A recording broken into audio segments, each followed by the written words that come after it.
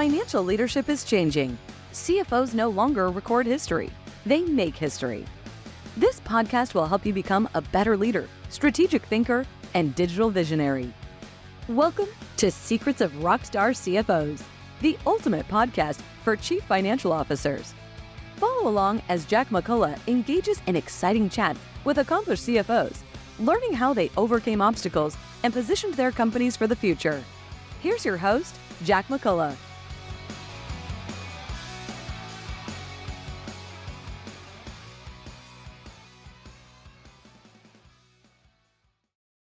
Hello, everybody, and welcome to the Secrets of Rockstar CFOs. I'm your host, Jack McCullough. By day, I'm the president and founder of the CFO Leadership Council. We have a great guest today, so let's rock. The guest today is Sandra Beaver. Sandra is the CFO of Evolus. Sandra, welcome to the Secrets of Rockstar CFOs. Thank you, Jack. Really nice to be here. Great. And, I know it's a fascinating company, but I have to admit, I wasn't familiar with your company until you and I met. So for our listeners, can you give us a little background on Evolus? Yeah, of course. So Evolus is a performance beauty company. We focus on building a portfolio of aesthetic products. They're serviced through learned intermediaries, so healthcare providers, right? So this is a company that's building a beauty brand in a medical aesthetic space. Our flagship product today is a product called Jeuveau. Jeuveau is a neurotoxin. It's been the fastest growing neurotoxin in the market for the last 2 years. We operate in a $3.2 billion TAM for neurotoxins globally.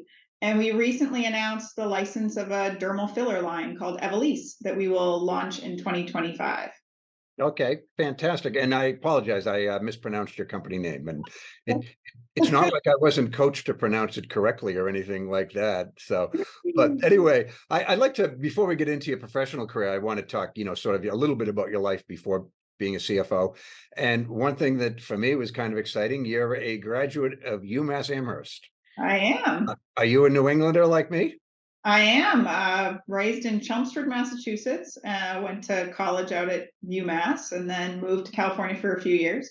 Ended up back in the East Coast. I lived in Rhode Island for a number of years. I most recently in 2015 was in Foxborough before I ventured back west to out here and now in Newport Beach, California. Oh, well, weather-wise, at least, that certainly is a step in the right direction. And away from the snow. But yes, indeed. But I grew up in Burlington, so we weren't exactly sports rivals, at least when I was in high school. But we grew up probably about 15 minutes away from each other. So. Yeah, I went to the Burlington Mall all the time. Yeah. You know how old I am? I can remember when the mall didn't exist. Mall was there, yeah.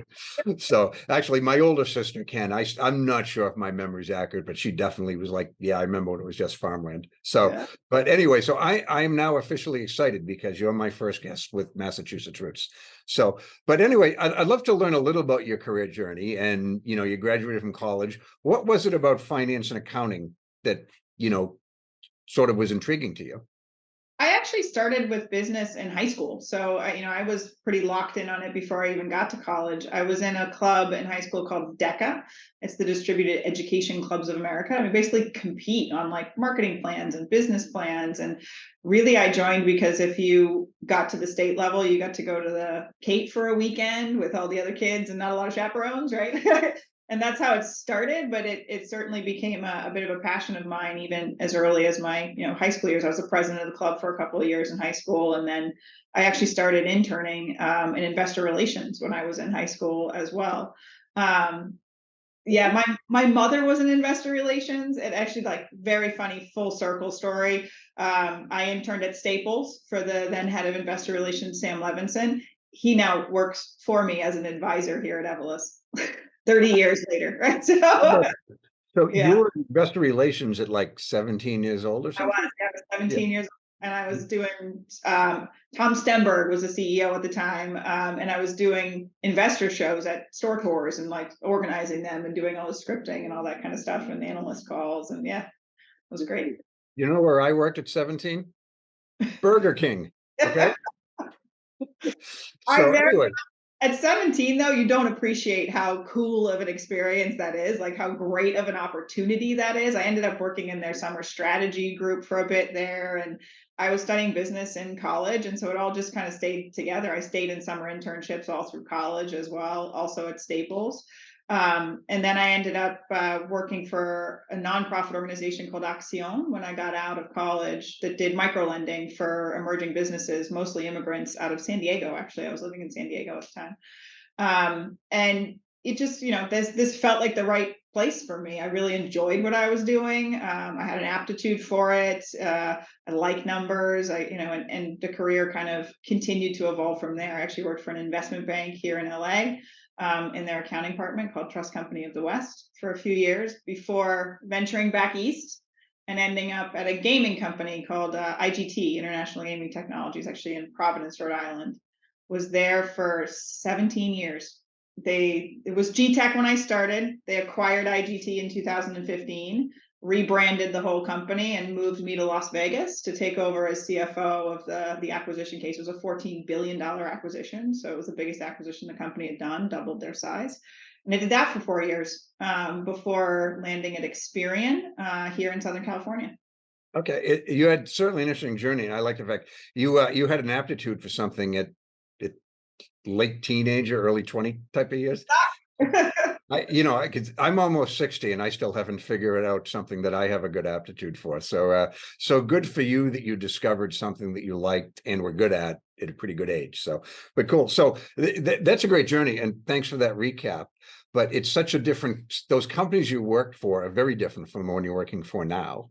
Yeah. It's fair to say. So what are some of the lessons you learned, maybe the challenges you faced and overcame along the way that prepared you to be the CFO of the company you're at now? So Yeah, I mean, the companies are very different. I think there's also something really wonderful about being in finance. It's such a transferable skill. It's given me a great opportunity to learn different industries and engage with different product offerings, and it's really different markets across the globe, right? Watching companies grow and being a part of that growth is such an invaluable thing to go through. And IGT in particular, we did multiple acquisitions. In fact, I did a divestiture at that company as well. And that's actually probably one of the more transferable, valuable skills I've learned, is sort of how to integrate companies, right? Integrating a company is not just about, can you make the numbers all add up, and do the accounting systems align, and do you have the same forecast process, but can you actually get the people to work together effectively, right? Can you get the team to feel like a team when it's a new organization because they're new to each other, right? When you're doing all this work to build things, right?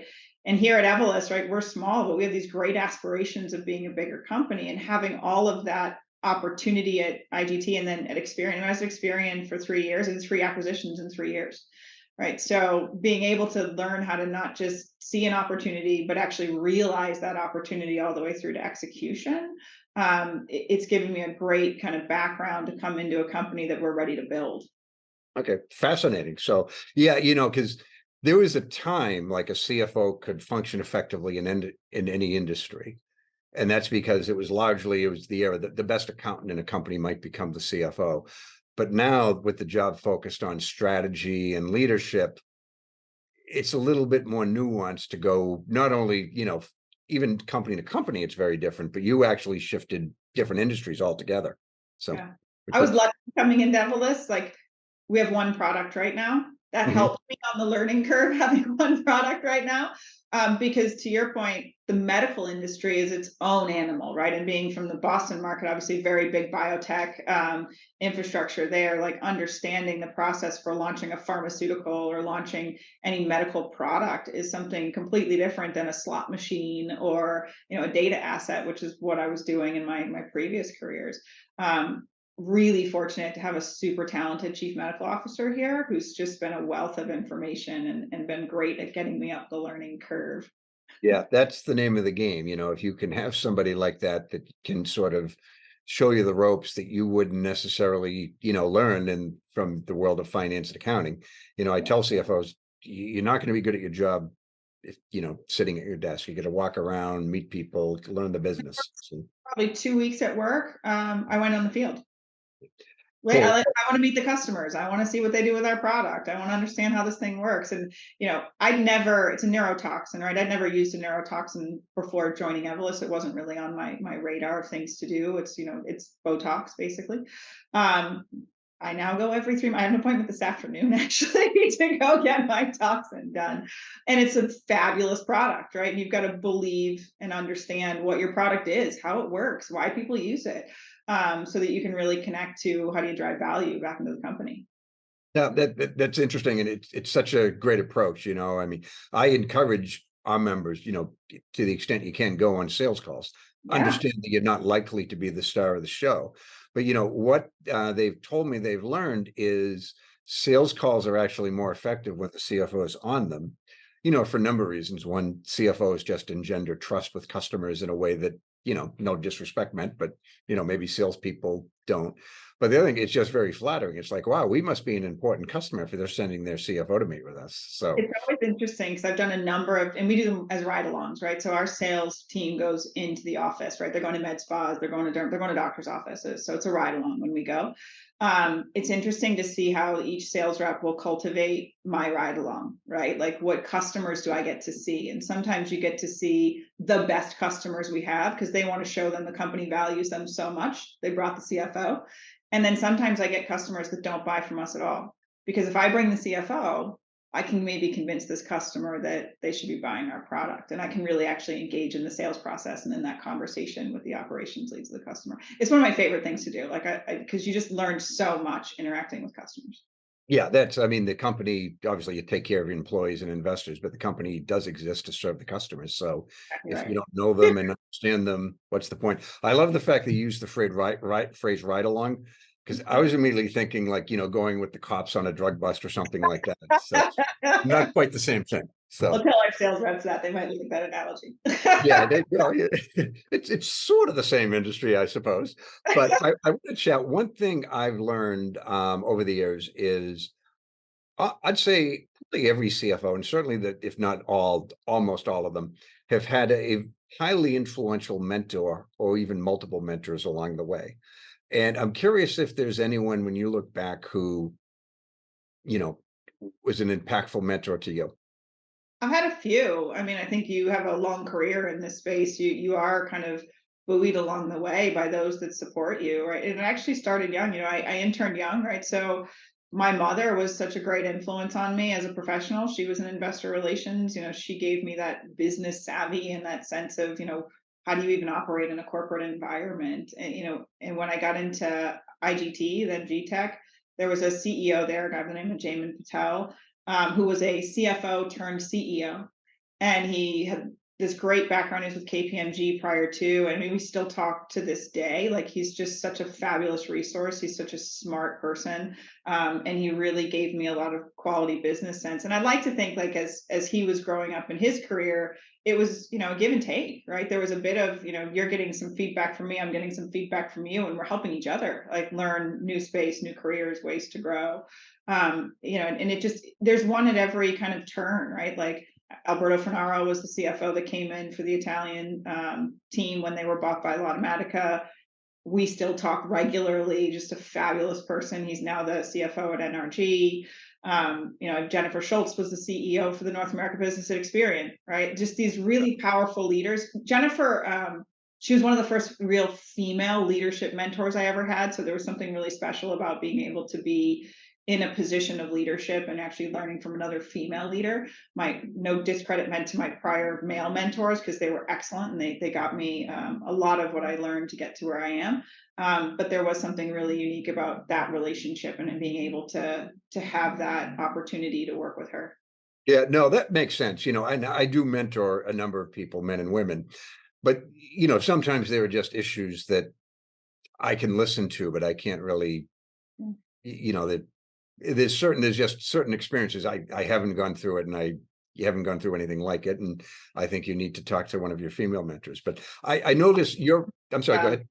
I said I'm also a member of Chief, which is a women's mentoring organization, think of it that way, a networking organization, which has been great. You're not going to believe this. Literally, my next question I was going to say, I know you're a member of Chief, so I, Right. Yeah, yeah.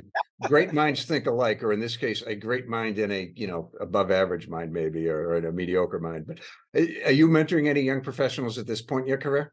I am, yeah. Actually, I mentor a couple folks that are at Experian who I've stayed in touch with, who've asked to continue that relationship. I mentor someone internally here at Evolus.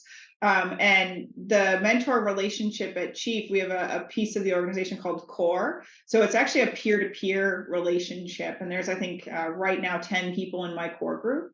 And we meet once a month. And that's a facilitated conversation with a leadership professional. And I've been in Chief for almost 3 years now. And so I've worked with lots of different folks that have come in and out of my core group. And it's just such this wonderful way to kind of build this network of peers that can serve you in a time of need. And they vary across their specialties. There's a number of attorneys in there who I've called on a number of times for bits of advice, or heads of marketing, and just getting out of your space and leveraging the skill sets of others that maybe aren't finance by trade has been invaluable.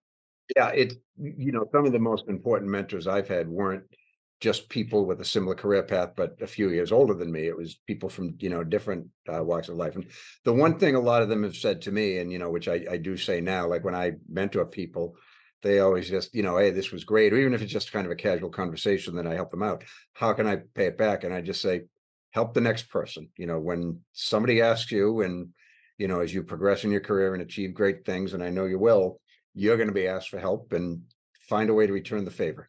Help, Yeah. and this has probably been going on for a few generations, and hopefully I'm doing my part to keep going to the next couple. So, but I wanted to chat with you a little about, I know you take a lot of pride in the teams that you've built and worked with over the years. So tell me a little about, if you would, what's your philosophy on building teams, both, attracting talent and then retaining talent? The biggest challenges financial executives face these days are along those areas, I think. I place a tremendous amount of value on culture. I am a highly transparent communicator as a leader. For some folks, it's almost bordering on uncomfortable, like, because I will just, whatever it is, I'm going to talk about it. Like, I don't like things kind of hanging in the air, right? That worry people. Like, I just put it out there and move forward, right? And for those that appreciate that style, it's, for me, incredibly effective, because it allows people to feel comfortable and confident to be who they are, to share what they need to share, to feel valued and heard in an organization, which I think people really underestimate how much that motivates somebody to bring their best self to the office, to do their best work when they feel like there's just a joke, it's this culture and belonging, and this cliche of the word belonging, but it actually means something very different than being on a team or showing up to work. Like, I feel like I belong here. This is a place where I am wanted, needed, welcomed. You want everybody to feel that when they walk in the building, because that's going to make them feel like they want to do well here, right? So I don't think you can underestimate the value of cultivating culture and communication across a team. People, they come to work for more than just a paycheck. They really do. And the paycheck is obviously kind of table stakes, but it's not enough. You can't just keep paying people more money and think you're going to get more out of them. It's just not the way that it works.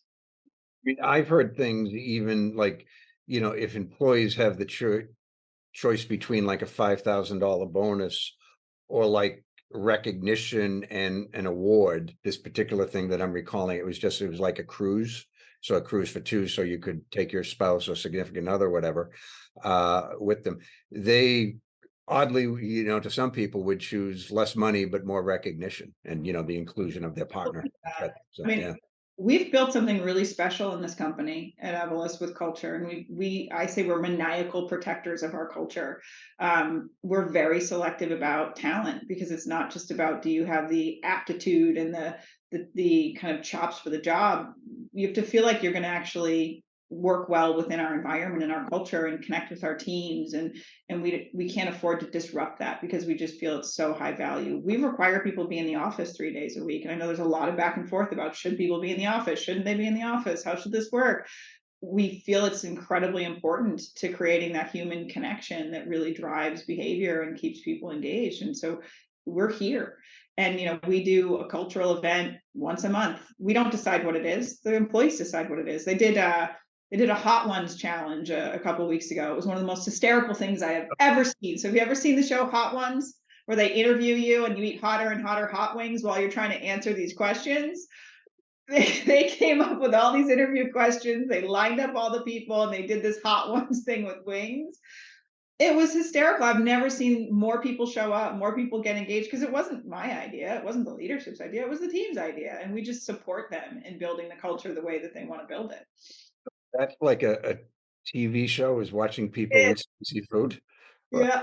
it- Perhaps watching it, it's more compelling than it sounds, but It's very funny. It's, by the time there's 10 different heats, by the time you get to 8 was really what did me in, by the way. So when you get to that level and somebody's trying to ask you a question, while you're basically crying because you've just had about the hottest hot wing you've ever had, it's very hard to actually focus and answer the question. You could maybe add it to the podcast someday as a way to get people. yeah, if podcasts were in person, and maybe at the next conference, you and I can do it live, and I'll bring some really spicy wings and get to know you in a truer way than I am right now. So get your barrier down a little bit, but cool. Well, my next question is Evolus.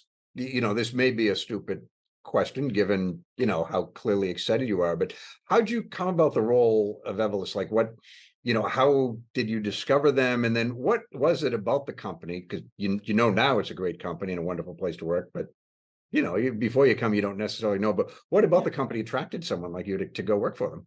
Yeah, so they found me is sort of the short answer to the beginning of this one. And I remember they called me. So I was the CFO for all the vertical markets in North America for Experian. My portfolio was well over $1 billion. I was running 4 businesses. I come from a $1.5 billion business at IGT, right? So it was this internal operating CFO with these big books of business, or relatively big. And I get this call, like this $150 million aesthetics company is interested in having you come as a CFO. And my first reaction was, why did you call me? Like, I don't understand. And the recruiter basically said, hey, it's local. We know you want to stay local. Take a call with the CEO. If nothing else, you've made a local friend. Sure, why not? Right? David Monazetti is probably one of the more compelling humans you'll ever interact with. He's probably one of the most dynamic, thoughtful, engaged CEOs I've ever had the opportunity to work for. You spend an hour on the phone with David Monazetti and you're like, I get it. Now I want to talk to somebody else, right? I want to learn more. I want to go deeper into this, because he's not only somebody who really understands the industry, he's been in medical aesthetics for decades. He's got tremendous vision for what the company can be, with sort of a clarity around how to execute on that vision. And that combination is unique and powerful in a CEO. And so I kind of said, this guy's smart. Like, you can really put the pieces of this puzzle together. This market is growing at 10%. The TAM is 2.3 billion. There's only 4 companies that do this right now. Like, this is interesting, right? So this is exciting. Like, we could build something incredible here that's different than what anybody else does in this space. We have a way of differentiating this product in a way that nobody else does. Like, it was exciting, and the opportunity was so clear after having that conversation. So I said to the recruiter, like, I'll meet the rest of the team. Like, this is really interesting. And then I met Rui Avelar, who I mentioned earlier, who's our chief medical officer. I call him the world's most interesting man. Like, he's just brilliant. Does he drink that brand of beer by any chance? Because that way, I know they were trying to replace the More original martini guy, right? But he is yeah. just brilliant, right? And you're like, okay, wow. Like, this company's small, but got some heavy hitters in here. These guys have been around the block. Rui was the chief medical officer at Allergan for a number of years. He's a physician by trade. He was the doctor for the Vancouver Canucks, for the Canadian cycling team. He was a sell side analyst for a while. Like, he's just this really dynamic human who is so bright and is so talented. And you can kind of just sort of tick your way through the leadership team as you keep meeting them. And it's just like, why did all these really smart people come here, right? Like, these are really smart people.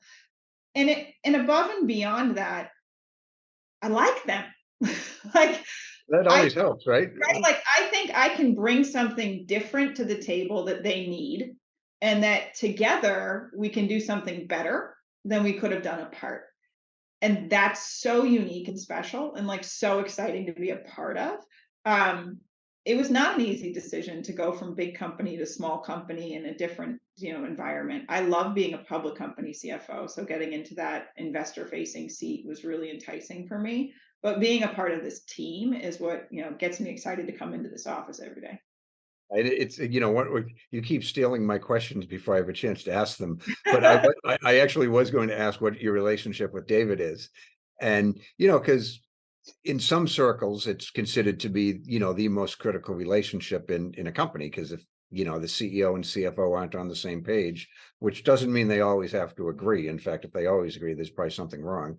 But, Yeah. it's got to be healthy support and mutual respect. But what is that like? Is he a scientist by early background? Oh, No. he's a Okay. commercial guy, right? So Commercial guy. Okay. he's great at marketing, which I'm not, right? So I'm very much an operational leader. He's very much a strategic, visionary leader. We complement each other fabulously in that regard, and that we just think about the business from different angles. So it's a great way to sort of go through a question or problem. I always joke, like, David and I are the same age. We were married the same year. We have sons that have the same name. Like, it's this Really? very, it's just like, this is so, it makes the communication between us just very easy, very natural. Like, there isn't normally a morning that goes by that I don't have a note from or a note to David. Right? We're talking all the time. Like, we're bouncing ideas off each other all the time. I mean, I love. He was at an event that I wasn't at. It was hosted by one of the bankers, and it was a panel of CFOs. And he sends me a picture of all these CFOs, and he's like, "Not one of them can hold the candle to your strategic insights." I was like, "Well, that's awesome!" Like, like who gets that kind of note from their CEO? Like, we just have this really high appreciation for each other. And I do think we really do listen to each other. And no, we definitely do not always agree. But that's part of what makes it great, right? I will say I have probably the closest relationship with him as a CEO, the most effective relationship with him as a CEO as I've ever had. And I've been a CFO for over 10 years. That's fantastic. So, in your role at Evolus, you have at least one aspect that, in my experience, is a little bit out of the ordinary. But you're actually helping to diversify the product portfolio. Is that way to characterize it? Yeah, I mean, I run business development. So like I said, I've done quite a bit of acquisition and divestiture in my history. So it was a really natural fit to take over that role here at Evolus. As I mentioned, we licensed a new product this year since I started. So we're very excited about the launch of our dermal filler line. And we're building a medical aesthetics portfolio of products. So it's just the beginning, right? And it's with Rui and David able to really assess the market for medical aesthetics very well and the quality of the products in this space very well. I think we make a pretty powerful team.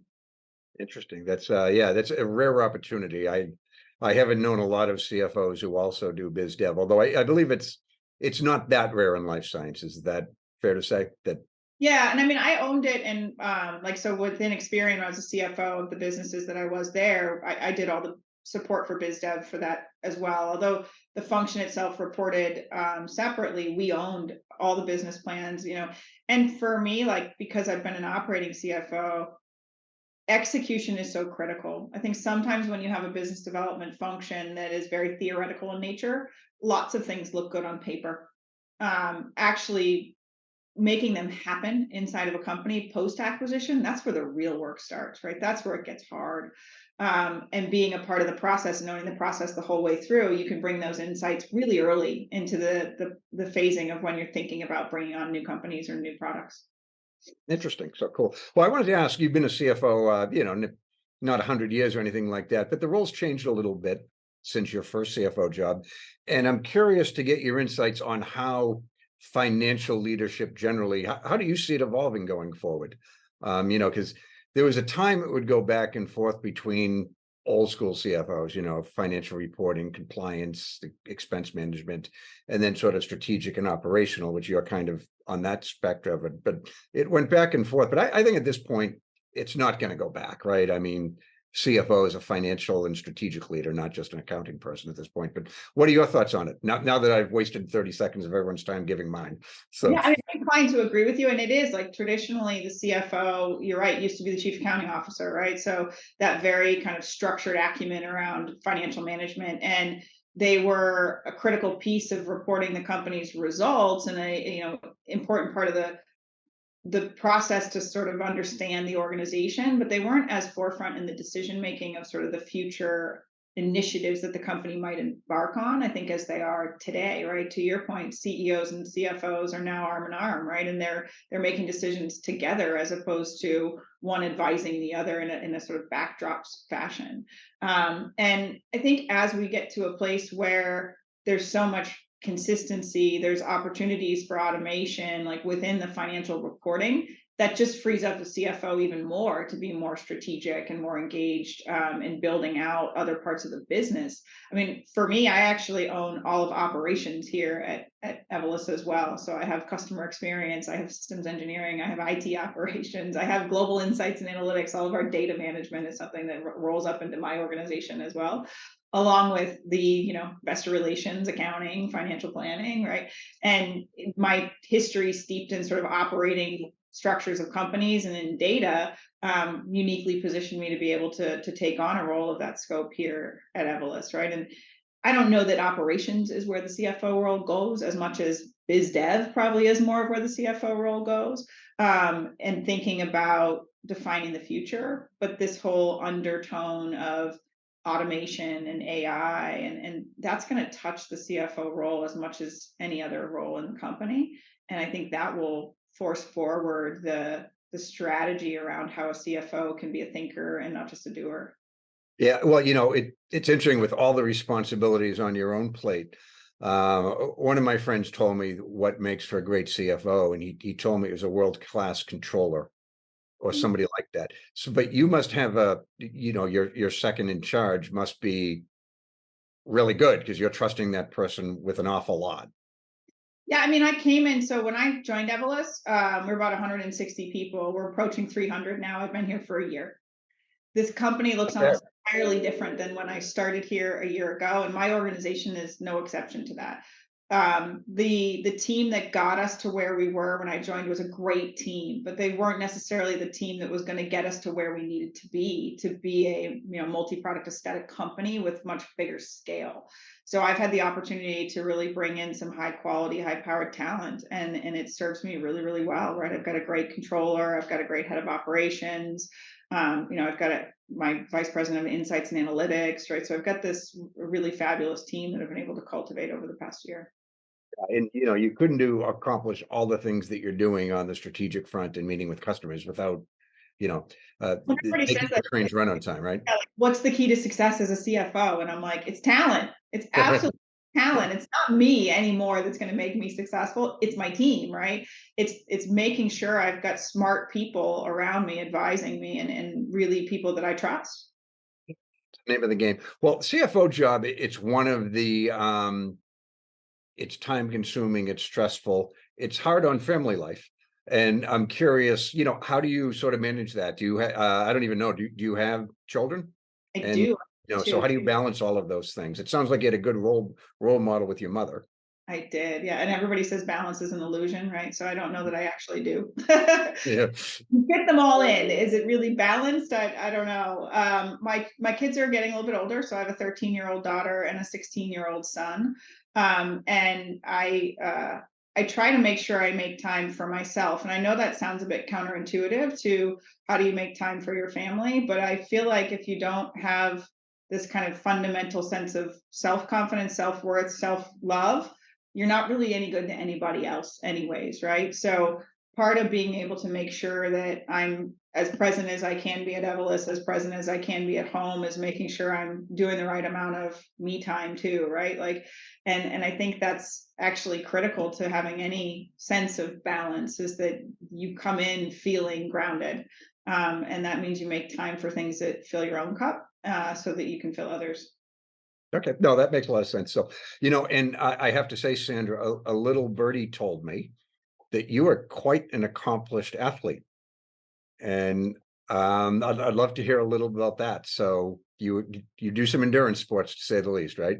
I do, yeah. So making time for myself looks like running is what it looks like. So Mhm. I always people kind of go, well, I couldn't do the things that you do. And I'm like, do the thing that you should do for you. The thing that I do for me is I run. Now I'm not one to do anything halfway, right? So I tend to do all things in measures of extremes, I guess you could say. I like to consider myself somewhat high performing on a number of levels.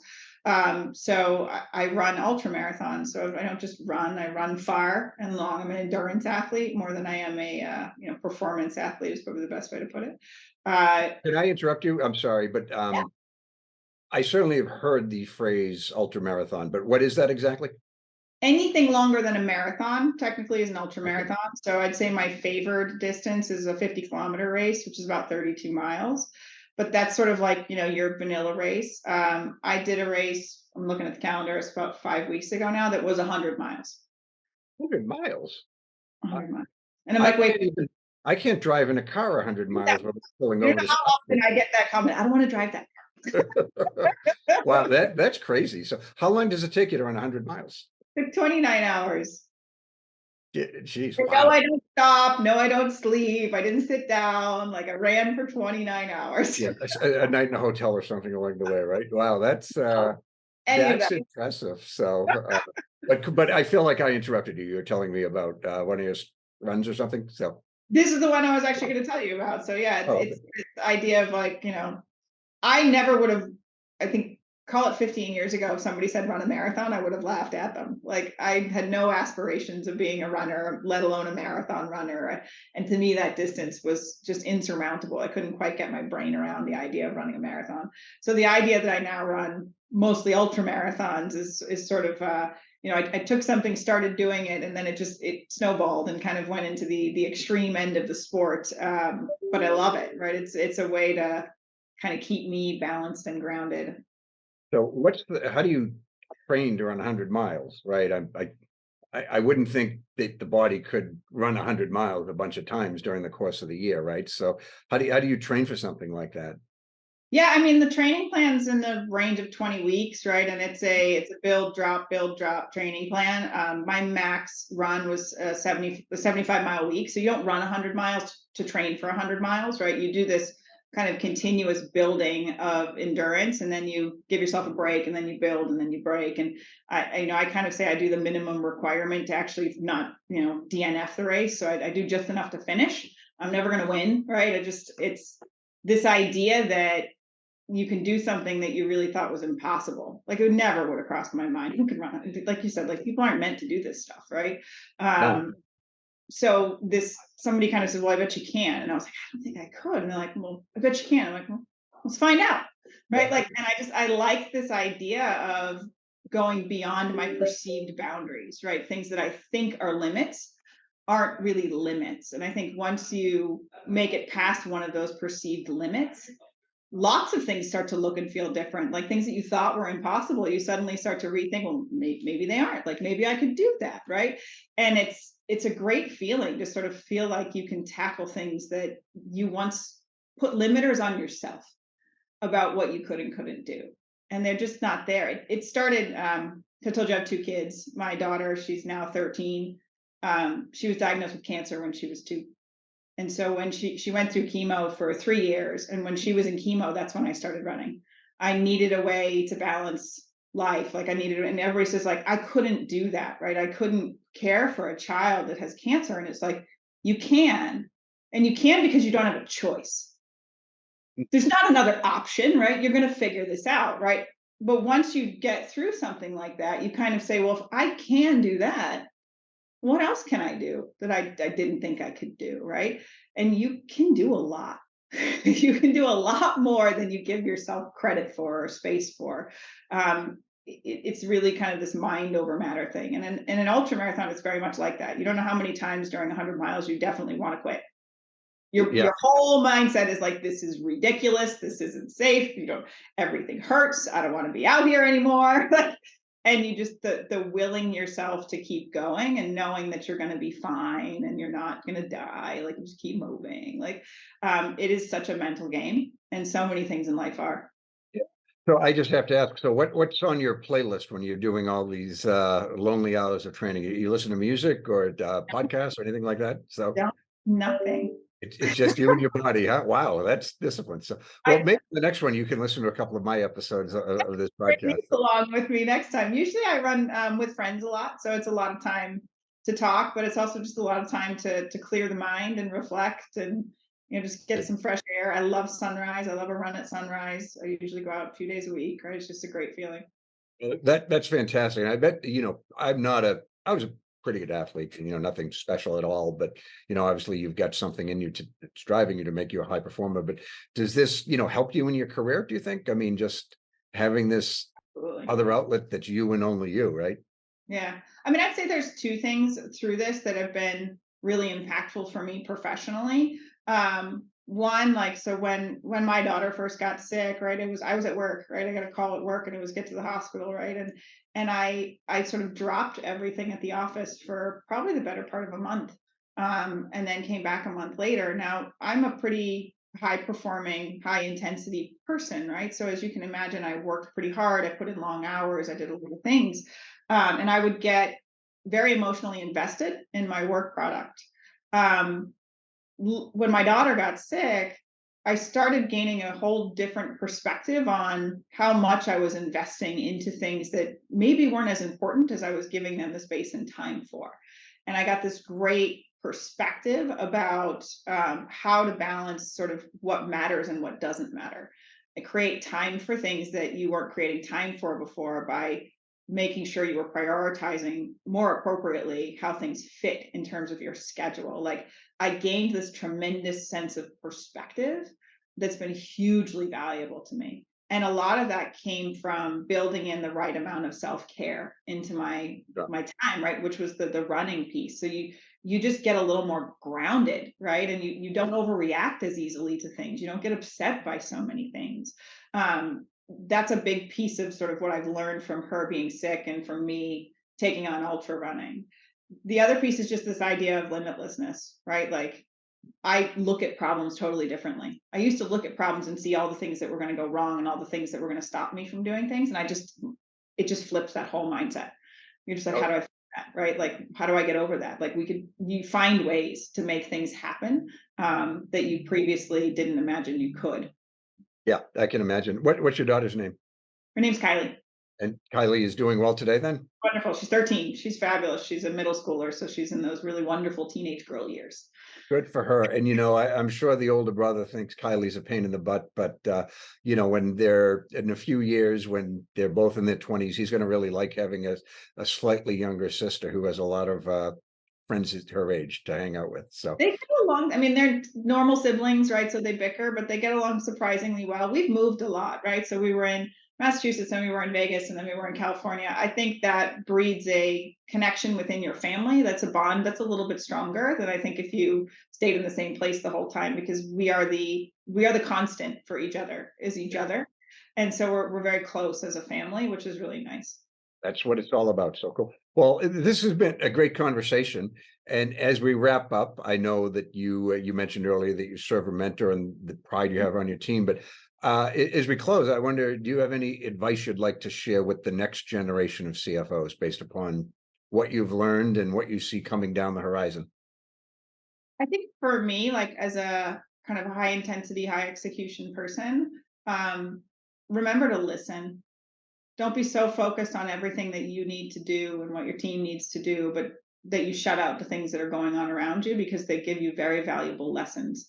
And to be attuned to every level of what's happening in your organization, and just keep your ears open. Okay, that's great advice. So, and actually, we've never met in person, but I guess I'm doing a plug by accident. But Sandra will be speaking at the Strategic CFO Forum at the NASDAQ on December 4th. So, someone, if you want to attend that event, you can ping me. I'm easy to find. But we're looking forward to hearing from you then and finally meeting you in person. But this has been a wonderful conversation. So thanks for your time. Thank you, Jack. I really appreciate it. I really appreciate the time.